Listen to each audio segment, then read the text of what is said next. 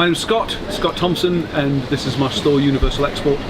We do kind of rare comics, back issues is the technical term for them, and we sell American comics, mainly American comics, dating back to the 1940s onwards. The first book I bought and sold was the book 1984 by George Orwell. I've been dealing primarily in cult and genre fiction since then. Well, I went professional in '97 with my first store in the Newcastle Antique Centre, dealing primarily in fine, rare and antiquarian books. At that time there was a lot of interest in old comics. I'm quite interested in old pulp fiction, detective fiction, etc. So I've been doing that pretty much ever since. It's actually our 8th store. We've had another 6 in Newcastle and 1 in York. And we've only been here about a year and a half now. And I think there was a statistic that I read recently that the average comic reader is 35 years old, owns about 3,500 comics, has a university degree and has 2 children.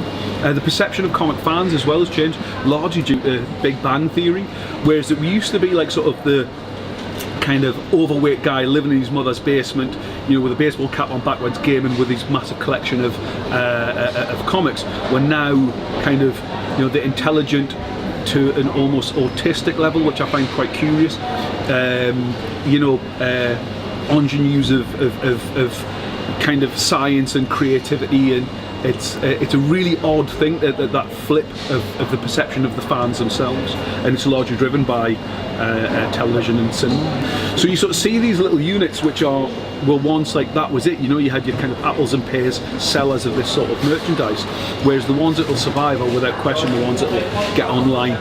And you know, if this shop never took another penny again, I'd be doing okay, because I've got 15,000 items on Amazon. I'm an Amazon Pro merchant, and a member of ABE, which is like sort of one more important professional book selling website.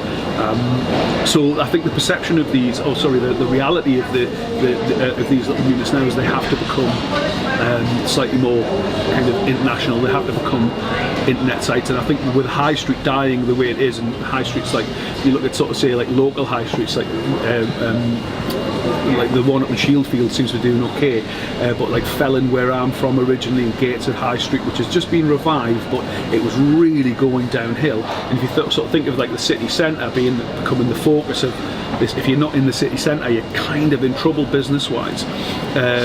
But you can be outside the city centre now as long as you have a massive internet presence, and I don't know how you do that with apples, pears, bananas and that sort of thing, but for this sort of business, yeah, you've got to be online. If you're not online, you know, I mean, you might do all right, but you're certainly not going to do the sort of the types of numbers that you do kind of, you know, present yourself professionally online.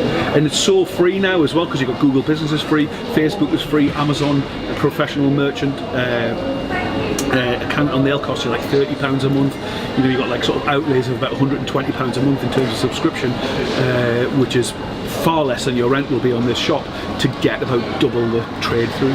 I think there's a lot of businesses here that would struggle to represent themselves online, like I say, butchers and fruit markets and that sort of thing.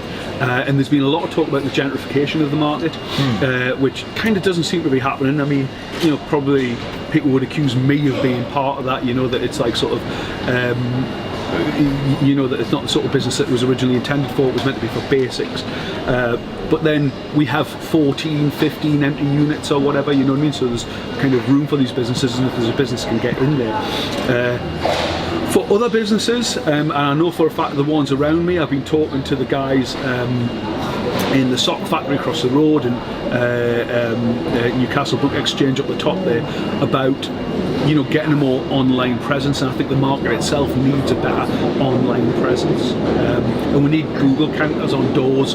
We need to be kind of represented on Google Maps, because that's the new yellow pages. That's how people find you. Yeah.